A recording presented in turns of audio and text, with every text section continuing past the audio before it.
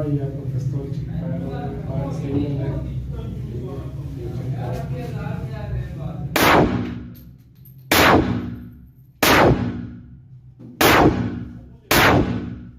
single हो गया